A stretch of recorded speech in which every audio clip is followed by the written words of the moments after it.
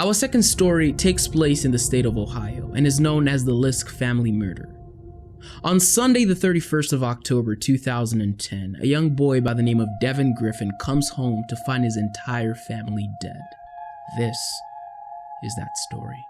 Susan and William Liske met at a waste management plant in Ohio where they both worked, and in 2001 they would get married. The two had children from previous relationships, where William Liske had a son known as BJ Liske, and Susan had two boys, Devon Griffin and Derek Griffin. Our focus today will be on BJ Liske, William's son. Growing up, BJ was a very troubled and angry child who got into fights and bullied other children. However, his father thought of it as a phase that BJ would grow out of. Once William and Susan got married in 2001, BJ was against it and hated Susan and her children. He hated the fact that she was coming into his home and enforcing her rules. BJ would go as far as to threaten to harm himself, prompting his father to call the police. From this point moving forward, BJ would only get worse. On one occasion, BJ would get into an argument with Susan and strike her hard in the chest. 2 months after that, another argument would ensue and BJ would strike Susan in the head with a coffee mug and steal her car. Susan would press charges, but BJ would be deemed mentally unfit for trial and would be diagnosed with schizoaffective disorder. His father would remove him from the house and put him in a group home for mental health patients.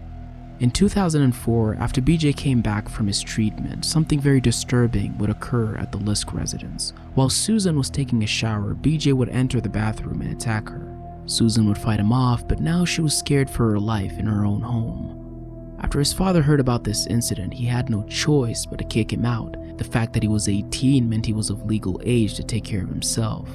The wedge between William and his son grew wider, and although BJ lived close enough to his father's house where he would visit sometimes, the craziness never stopped. A few months would pass and nothing would change. BJ would get treatment for his condition and his therapist would deem him a danger to himself and others. In 2007, BJ was hospitalized so he could get proper treatment, but his father William still wanted the best for his son. And so, to get him out of the hospital, he would apply for guardianship for his adult son and successfully got him out of the hospital into a halfway house. But this would put a strain on the family, but they had no choice but to bear with it. BJ was not pleasant to be around. He always made people nervous and uneasy. Surprisingly, neighbors' pets would start to disappear one at a time. However, no one accused him of this act. In his father's eyes, it looked like BJ was getting better, and all he needed was a bit more time. However, in the background, just like James Holmes, who we covered not too long ago, he was getting worse, and everyone would find out soon enough. On October 31st, 2010, on Halloween, 16-year-old Devon Griffin would get back from a sleepover from his biological father's house. He gets to his room and quickly changes his clothes as he was scheduled to sing that Sunday at his church choir. When he got downstairs, he bumped into BJ, who asked him various questions like where he was going, how he was getting there, and how long he would be away. This rubbed Devon the wrong way, as BJ was very quiet and kept to himself most of the time.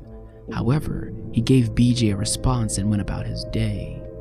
After church, Devon would get home in the early afternoon to a quiet house, and BJ was nowhere to be found. Devon would proceed to his room and unwind with a session of video games. As darkness fell, Devon would remove his headset and go downstairs for a drink. That was when his suspicions grew. He noticed the dead quiet state of the house. He then decided to go to his parents' room to check for their presence. He opened the door to find they were still in bed, but something was off. His mother's leg poked out of the comforter. When he called her, she didn't respond. He slowly pulled the comforter and saw what seemed to be blood all over. Surely he thought it was a Halloween prank, but after his mother was in an unresponsive state and the smell of copper, reality quickly set in. Devon would scream and run out of the house. Devon would later call his Aunt Lori, who rushed to the Liske residence to comfort her nephew. Once the authorities arrived, they found the situation to be much worse. Upon peeling back the covers, they found both William and Susan dead, where William was shot in the face several times and Susan was also shot 3 times in the head. The police would later make their way into Derek Griffin's room, and to their surprise, he was also dead in his bed. He had suffered blunt force trauma to the head. It was then determined that Derek was the first to die, and then his stepfather, and finally Susan. The police report stated that everyone was dead by the time Devon came home to change to go to church. One question arose: where was BJ? Devon had spoken to him before he left, according to the police. This was after the murders were committed. The family F-150 truck was also gone, and during Lori's 911 call, he stated that BJ had been threatening Susan for a while, so he became the #1 suspect. The police ended up finding him at their family cabin in Carroll County.